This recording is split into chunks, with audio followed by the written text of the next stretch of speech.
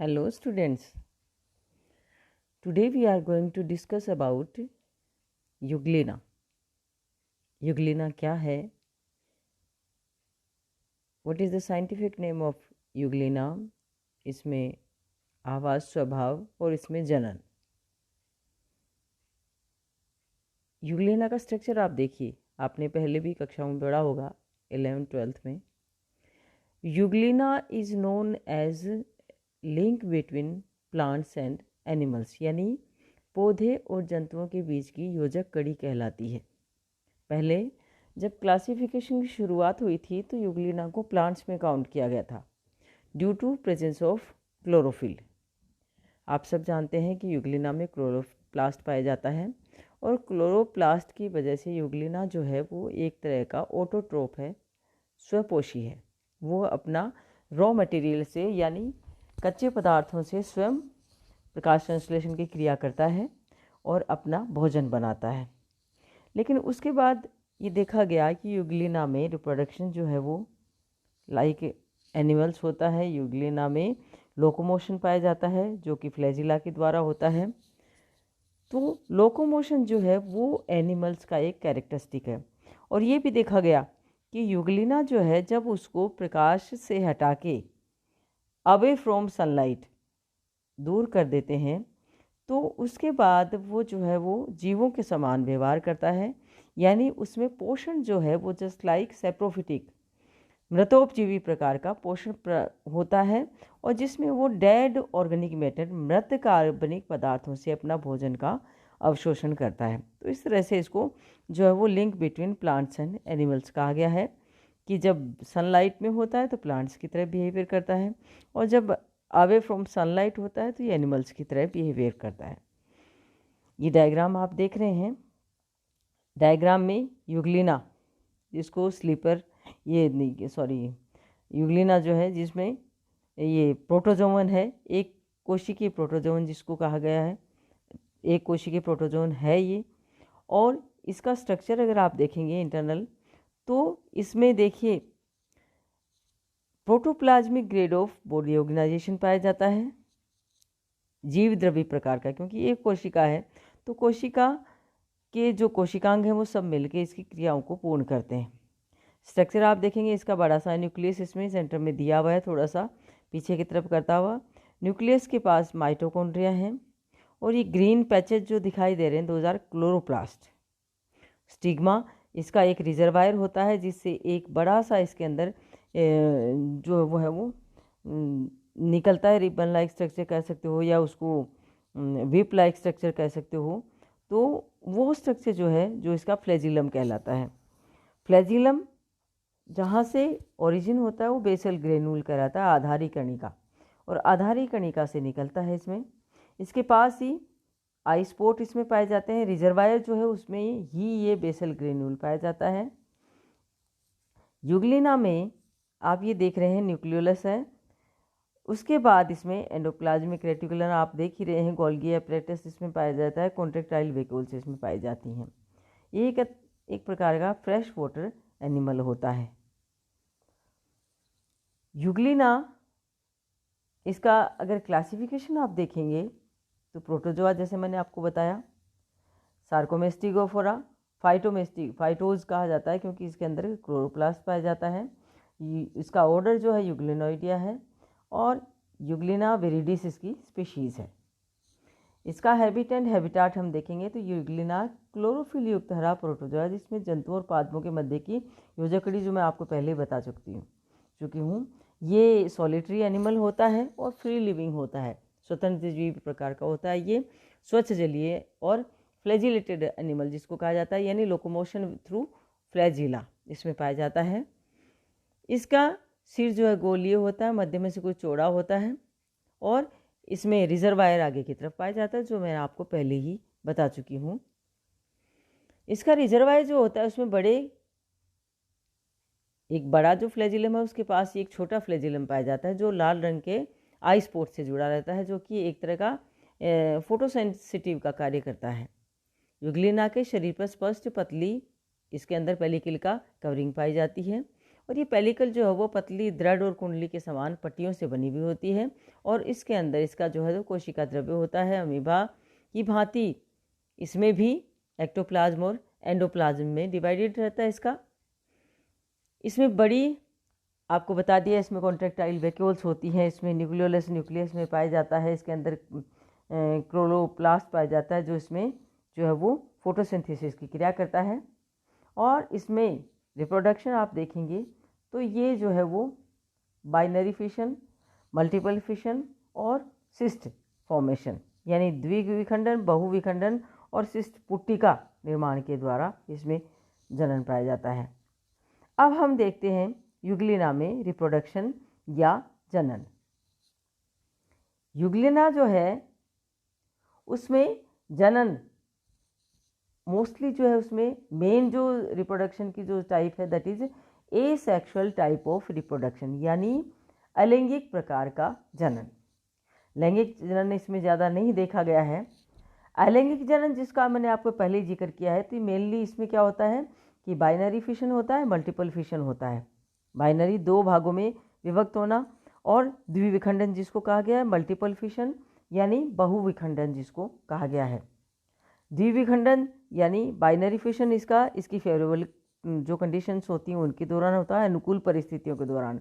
Multiple fission इसका जो होता है वो इसकी अनफेवरेबल कंडीशन या प्रतिकूल परिस्थितियों में पाया जाता है। बाइनरी फिशन में आप देखते हैं, देखिए आगे आपको मैं एक डायग्राम बताती हूँ जिसमें पहले आप डायग्राम देखिए। ये इसका जो है वो बाइनरी फिशन है।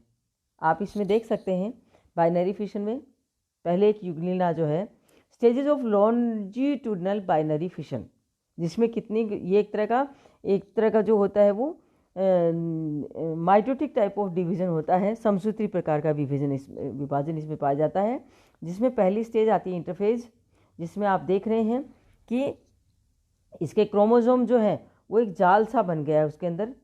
और दूसरा स्टेज तीसरा ये देखिए तो आप ये देखेंगे कि इसका द्विविखंडन जो है इसमें फेवरेबल कंडीशंस में यूग्लिना सरल अनुदैर्ध्य विखंडन यानी खड़ी एक वर्टिकल जो होता है ना खड़ा जो विभाजन होता है उसके द्वारा ही विभाजित होता है।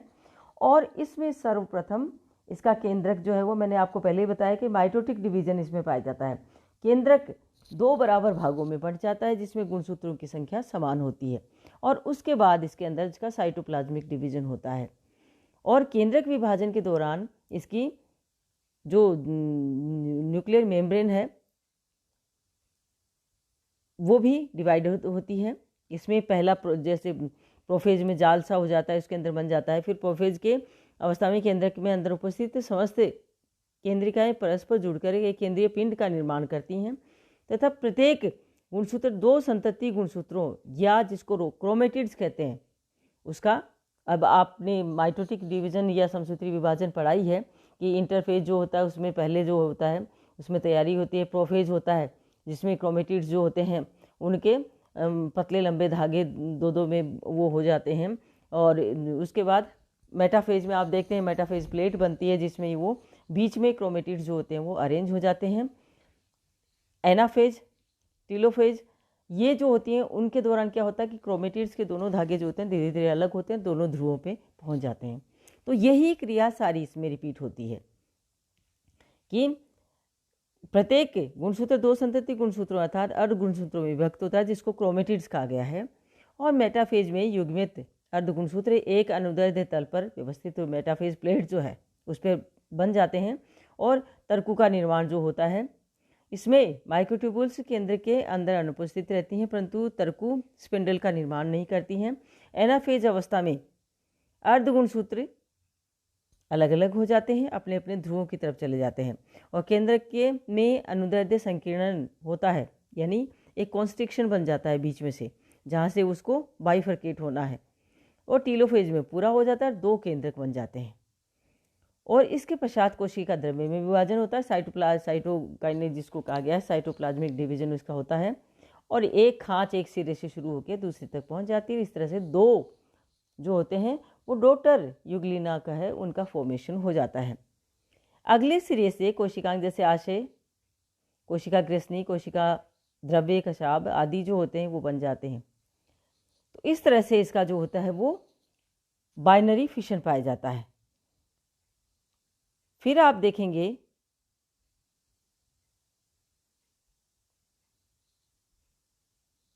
बहुविखंडन, या जिसको मल्टीपल फिशन कहा गया है।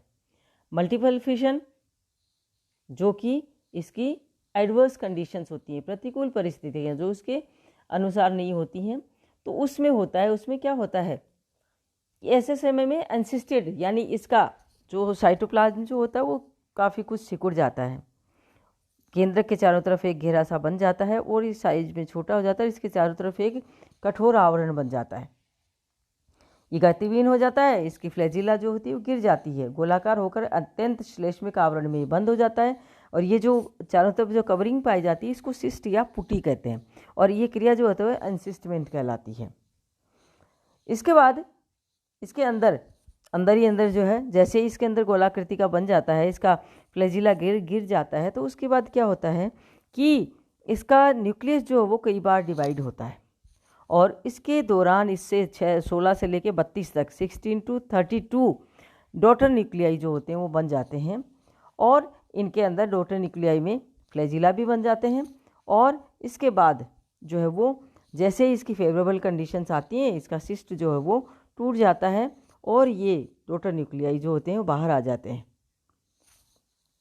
ये देखिए, ये जो मैं आपको पहले बता रही थी कि ये बाइनरी फिशन है जो इसकी फेवरेबल कंडीशंस में। देखिए पहले इसका न्यूक्लियस बड़ा हो गया, इसके बीच में आ गए, और ये एक एक दो दो धागे नुमा क्रोमोसोम्स दिखाई देने लगे जो क्रोमेटिड्स कहलाते हैं। अब ये देखिए बीच में अरेंज हो गए हैं क्रोमेटिड्स जो होते हैं। यहाँ पे देखिए दोनों धागे अलग अलग दिशाओं में चलने लगे हैं, और ये न्यूक्लियस जो आप देख रहे हैं डी वाले डायग्राम में, न्यूक्लियस में भी एक खाँच शुरू हो गए न्यूक्लियर मेम्ब्रेन में। अब यहाँ पे देखिए कि इसी दौरान इसकी बाहर की जो सेल है उसमें भी खाँच शुरू हो गई और दो न्यूक्लियाई अलग अलग बन गए।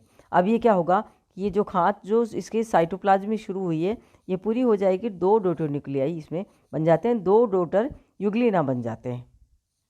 ये डायग्राम आपको शो कर रहा है कि ये मल्टीपल फिशन, इसको एनसिस्टमेंट भी इसी को कहा जाता है।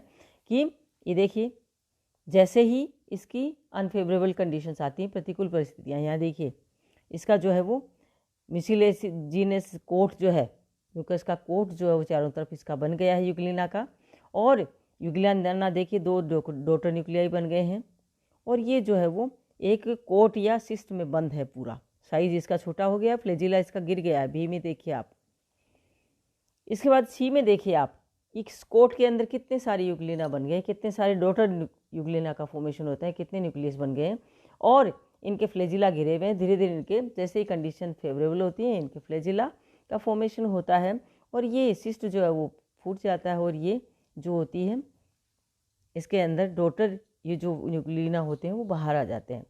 तो इस तरह से ये यूग्लिना का स्ट्रक्चर एंड रिप्रोडक्शन होता है। Thank you.